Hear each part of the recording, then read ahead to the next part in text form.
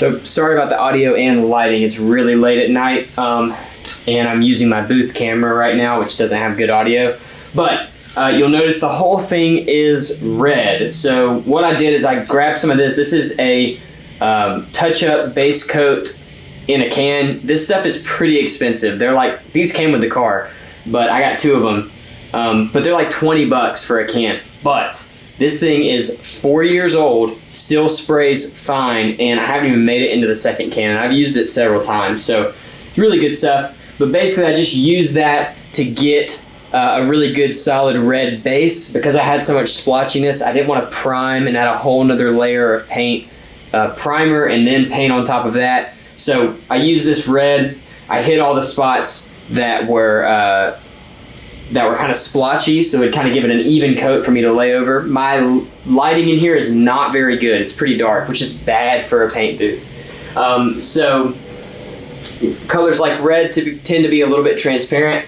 So I wanted to give myself the best shot of making this really good the first time. So now that we're done with that, I have this leftover paint from the Fenders. This paint lasts a really long time if you seal it up good, and I store mine upside down. That also helps. But this is leftover from when I did the front fenders, 2 or 3 years ago. So I have enough, I think, to do the entire rear quarter. So we'll do this base coat, probably, I don't know, 2 or 3 coats, depending on how long it takes us to get good coverage.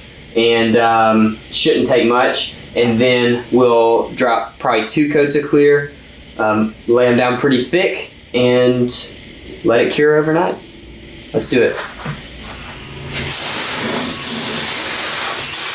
We got 2 new cars. One is right there behind you, and you cannot see that car. That's the next build. And then the other one is sitting right over here.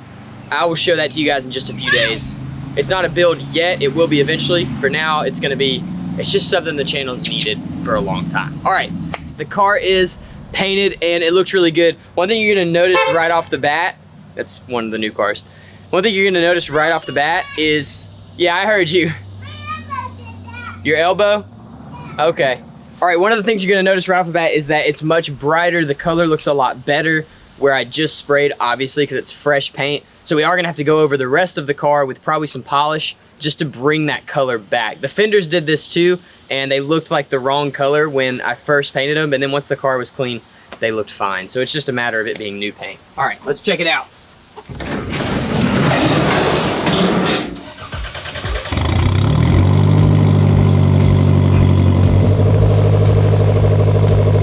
All right, so overall, pretty happy with how it came out. The clear coat looks really good. I don't think I'm even gonna have to wet sand it. We may do a little bit of polishing, like hard cutting and then polishing, just to clean it up a little bit. Can I touch it? Yeah, you can touch it. I love it like that. Mm-hmm. Like I said, I didn't do a very good job taping. I'm not sure why. Maybe I was distracted or whatever, but I'll have to clean up some of the spots that got some overspray or just sand the overspray off, but I'll handle that. What we're gonna do next is reinstall the fenders with new fender washers. I'm gonna use the same stainless ones that I used on the Corolla. That way they don't tarnish. The brass ones that I used originally tarnished pretty quickly. So the stainless, don't do that. I'll get that out. Stop, stop. Don't do that. Don't touch it. You can touch the car, just don't touch that. I gotta get that out. There's a bug that landed in the paint, but we'll get it out. Anyway, you're gonna go all stainless on the fender washers or the cup washers. It'll look a little bit nicer. And then we'll take this and go wash it first, and then we'll polish it. Then we can go to Nana's house. Then we need to go to the post office and see if our seats came in for this. Then we can go to Nana's house. This afternoon. This time. Well, I can stay with them and you can go to the post office. We'll see. All right, let's get to work.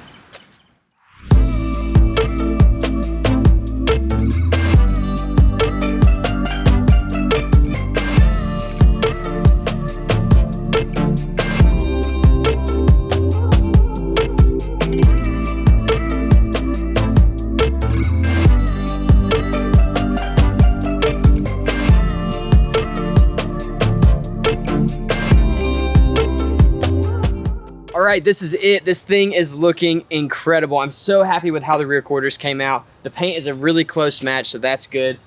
Everything else I mean, it's just working. All the hardware matches now, which is something that used to bug me as well. No more suspension noise, which is awesome. What else did we fix? The wideband is reading, but it's reading low. I think that that's the sensor, so we'll get that sorted. As far as the interior goes, I do have seat covers coming for the car, but they're not here yet. They'll be here Friday. So we may do a third video on the interior doing the seat covers, and I'm gonna install my CD player properly. Right now it's kind of like shy. It like hides back into the dash. So I've got all the stuff to fix that as well, but I didn't wanna just do that. So if the seat covers come in time, we'll do it on the video. If not, I'll either just throw them on for the sale, or I'll give them to the next person that owns the car. So because we're stopping the video right here, I wanted to go over everything I know about the car, everything you might need to know about the car to make an educated decision in buying it, and I am going to name my price. I decided on a price that I think is fair, and I'll talk about that in just a minute as well. But first, let's talk about the car. All right, so this is a 1991 factory turbo MR2. It's red, and it came red from the factory. This is the stock color, though I have repainted a lot of the car. So the fenders I painted, the front and rear bumpers I painted, and then obviously you guys just saw me paint the rear quarters, and it still looks really good. So now that the rear quarters have been painted, there is no peeling or flaking paint, which is awesome. Interior is black leather. We will have black leather covers and red stitching that will go with the car or be on the car by the time it's bought. It just depends on when it gets bought, how much time I have between now and then. Everything on the car functions. So the turbo makes boost, the AC works, the blinkers, cruise control, everything you would expect to work on a car that should work on a car does work. Now, you guys saw my issue with the wideband. I'm not sure what's going on there, so somebody with a turbo or knows more about turbos will know how to do that. I'm still going to keep working on it and trying to figure that out. Another issue with this car, another thing that I think needs to be addressed soon is the turbo itself. I think that the turbo is going to need a rebuild. You can see a little bit of oil, looks like it's seeping from one of the seals, so it's definitely gonna need to be looked at. I just noticed that about 6 months ago. I haven't been driving the car as much since then, and it doesn't really seem to be causing an issue yet, but that was on my list of things to do this summer before I decided to sell the car. So that's factored into the price that I chose. I know you're gonna have to either do the rebuild or get it rebuilt. If you do it yourself, it's really cheap. If you get it rebuilt, it's like $300 to $400. That's by Hahn, like by the people who make the actual turbo. Speaking of turbo, I guess it's a good time to talk about what's been done to the car. So the car has 200,000 miles on it. I think we just hit 200,000. I'm not sure how many of those I put on it. I've put a good bit of those miles on the car, and it runs great. I don't know if it's ever had an engine rebuild. I don't know if it's had an engine swap. I know that it doesn't really give me any trouble, but it's a Toyota, so what do you expect? What has been done? It has basically every bolt-on thing that you can do has been done.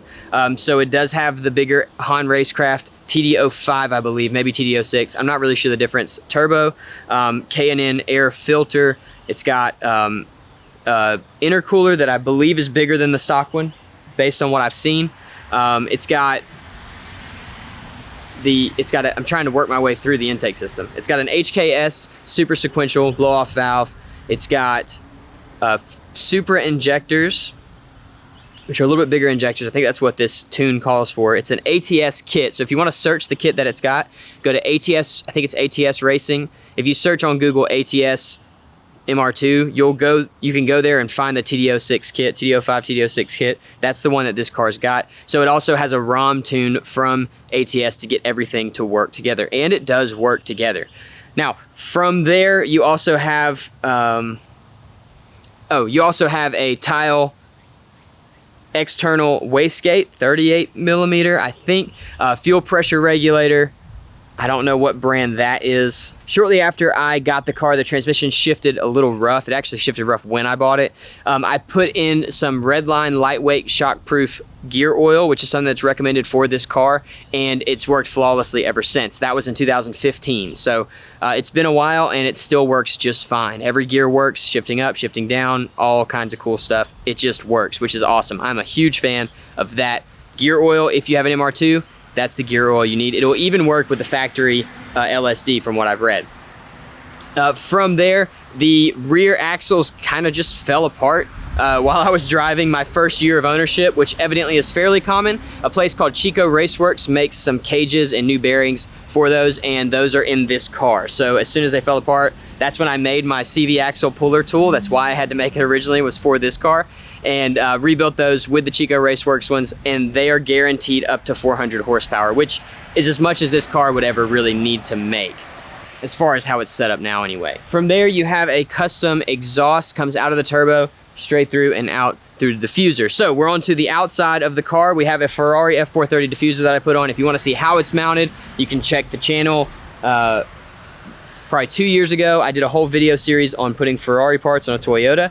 That's been on for about 2 years. It works really great. It looks really awesome. Get a lot of comments on it. Going around the car, you have a wide body kit that's from a 180SX originally. It's a Rocket Bunny 180SX V1 kit that I completely changed and adapted to the MR2, along with some custom side skirts to tie it in and an AeroWear front lip. During that time, I was dealing with some spider cracking and peeling and stuff on the front and rear bumpers, so I went ahead and sanded those down and sprayed those as well. The rear bumper went really poorly. If you want to see it, the first time anyway, I had to sand all of it off and redo it. It was pretty funny.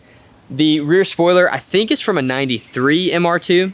The guy that owned the car before me was really into JDM stuff. So this car, when I got it, had the JDM fog lights, like actual Japanese fog lights, JDM seats, door cards, that rear spoiler, and the JDM tail lights. Now the tail lights are very special for you guys that don't know. In the US, we didn't get these very much, I guess. Not a lot of production cars came with these in the US because the US stopped getting the MR2 in 95. So to get these, you have to go overseas, and they're about $600 when you can find them on eBay or get them shipped from Japan. This car started ownership with me with some Enkei RPF 1s, and I loved those wheels. They were silver. I just loved them. They were so great. They looked great on the car, but they just weren't wide enough. So I went to an MST Suzuka, so I sold Enkei RPF 1s and got a wheel that looks just like the Enkei RPF 1. But they were the right width. They're 11 inches on the rear, 9.5 on the front. I think the rear is ET12, and I've got a 25 millimeter hub-centric spacer. I've never had any issues with that if that's something that you're worried about. And on the front, there is a small spacer, it's like 5 mil, I think, and that is to make sure that you can get as much turning as possible, because steering in this car was kind of difficult when the wheels were all the way in. They were touching a bunch of stuff. So we spaced them out 5 mil, and that did it. As far as suspension is concerned, it is BC Racing coilovers. I think it's their BR series. Basically, it's height adjustable with a collar on the bottom, and then there is also some shock dampening adjustment as well. Very, very nice stuff. They work awesome. With that whole setup, there is no rubbing, there is no scrubbing. You cannot get this car to scrub, and that is a great thing when you're driving around a lowered wide body car. The interior is basically stock, and right now it's pulled apart. I'm gonna be putting it back together, hopefully with new seat covers. That should be here Friday, and a CD player that actually fits. So that is all going to be done. It's not done right now, but it'll be done probably Friday when all those parts come in for the interior. We'll go ahead and button that up. Nothing too crazy there, but like everything else, it just works. All the stuff in the interior works, all the gauges work, it works. I honestly think that that's everything for this car. It is a very, very good car. It's very reliable. It's just crazy for it to be so modified, and there's still a ton of potential. This tune is supposed to be good for 15 to 17 pounds of boost. I never personally pushed it there. It just wasn't something that I wanted to risk, because I've literally had to rely on this car for transportation since I've owned it. So I haven't really pushed the engine too much. I think it's fun the way it is, but you're welcome to push it more if you buy the car. I think that's it. This is the end of an era. This car has been so much for the channel. It's been so much for me, for my life, and I hope that it goes on to another home that loves it, that cherishes it, and that drives the wheels off this thing every single day, just like I did. Hope you guys have a great day. We'll see you soon.